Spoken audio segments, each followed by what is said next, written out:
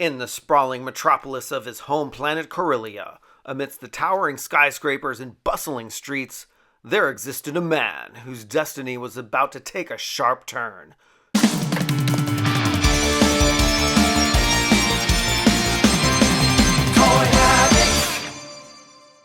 And before we dive into the review, smash that like button, turn on notifications, and subscribe to the channel so you won't miss a beat.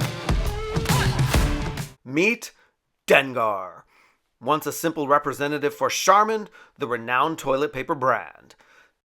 Dengar wasn't always the feared bounty hunter he'd become known as in the criminal underworld. In fact, he was quite content with his job, peddling the softest toilet paper in the galaxy to busy families and elite senators alike.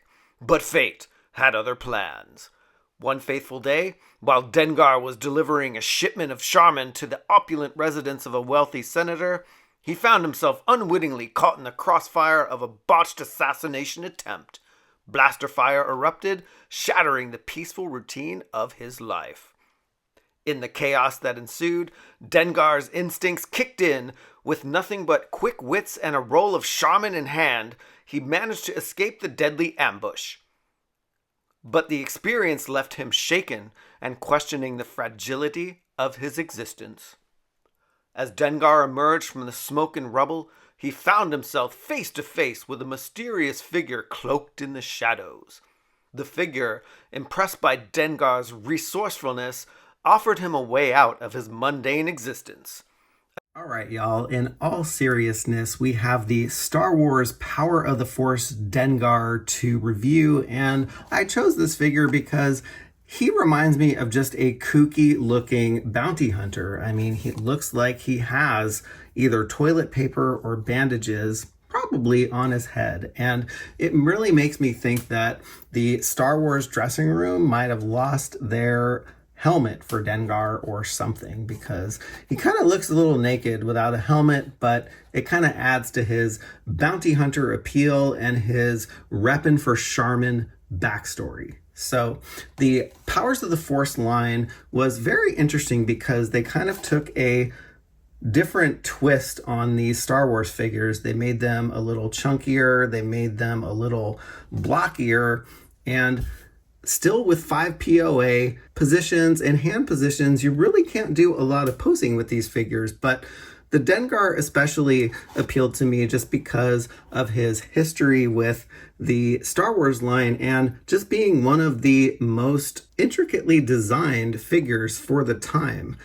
The Powers of the Force cards were really colorful. You can kind of see the sprite green and yellow that kind of pop through the back of the card, really setting off the figure. Love the Darth Vader helmet in here because it really just adds that ominous presence of Darth Vader. And what I really loved about this packaging was that the picture on here, if you catch it in certain light, it really makes it kind of a reflective, cool scene where it's picking up the reds and blues and greens in the room and in the light. So it makes the card really, really interesting. And we get to see Dengar set off with all of his accessories, so you know what you're getting.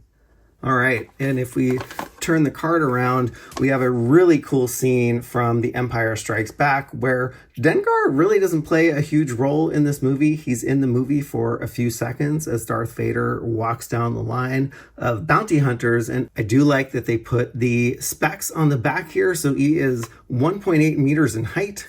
He is a bounty hunter. He is human. He is a freelancer. Gotta work. You gotta eat. And his weapon of choice, which is a great song by Fatboy Slim, the blaster rifle. And on the back here, you can see the cross-sell of the other figures that are in this wave. And so we have the Hoth Rebel Soldier, we have Han sporting his Endor gear, Greedo, the Tusken Raider, and the AT-ST driver. There were also some cool vehicles in the line. So we have Luke's T-16 Skyhopper, and of course, the Rebel Snowspeeder. And what's also cool about these cards is you really don't see this anymore, but it kind of acts like a checklist on the back of the card. So you can collect them all. You can join the official Star Wars fan club. Don't hold your breath on that one. And of course, you got to have your proof of purchase. You can also see the Kenner branding there and copyright 1997, y'all. All right, well, let's crack this bounty hunter open and take a look at him with his weapons and accessories. All right, y'all, so Dengar is out of his package and he hasn't been out of the box since 1997. I ordered this figure off of eBay for really cheap just to do this review, and it's kind of cool because I've never collected this line, but in looking at the details, Dengar actually looks really good here. The facial sculpt and kind of the way that the eyes are painted on look really lifelike. And of course, we have his toilet paper head or bandage head, and what it has is a nice kind of scoring to it just to give it a different color and a different wash than the rest of his outfit there. He's obviously wearing like an under suit, and he's got some armor pieces that are laid onto his costume. But I mean, overall, this figure looks really good. You can see the detail that they have on the chest. And of course, you know, in the Star Wars universe, you can't be a bounty hunter without having some help from machinery. So I'm not really sure what the machinery does in this suit.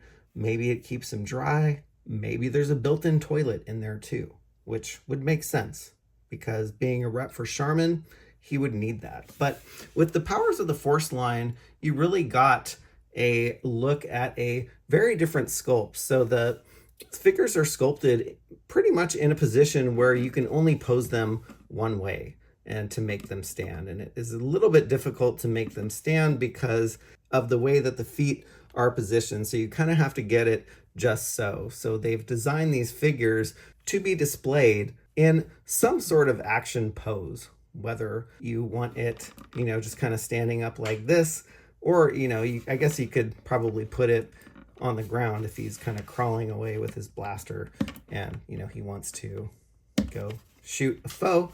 You can put the blaster in his hand like so. But all in all, these figures only had 5 points of articulation at the time. You can kind of see the details that they provided here. And all in all, it was a pretty interesting figure, paid homage to the vintage figure really well. He also came with a huge blaster rifle, and man, these guns are pretty substantial. And if you look at the height of Dengar and the height of this blaster, this is a pretty serious weapon. But, you know, I think a lot of these blasters get reused across stormtroopers and bounty hunters, etc. But it was a great mold for the time and a very cool looking design for a blaster rifle. He also came with a smaller pistol, and you can see the sight and some of the detail that they have on the gun here. So really cool looking figure, and very happy that I was able to open him up and review him, because this is the first time that I'm actually playing with him and kind of getting to know what the powers of the Force feel like in your hand. You better watch out. And that wraps up our review of the Star Wars Powers of the Force Dengar figure. And remember, do not squeeze his Charmin. Be sure to check out all of the YouTubers who have done the May the Power of the Force Star Wars reviews from the previous weeks, and be sure to check out the upcoming Star Wars Powers of the Force reviews to round up the remainder of May. Special thanks to Allison Troy, the Retro Toy Princess, and A Punk with Toys for coordinating this month of Star Wars reviews.